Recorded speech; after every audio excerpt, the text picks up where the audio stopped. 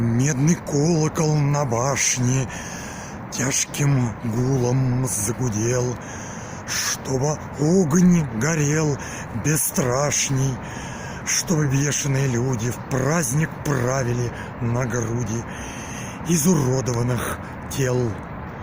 Звук помчался в дымном поле, повторяя слово «смерть», и от ужаса и боли в норы прятались лисицы, а испуганные птицы летом врезывались в твердь.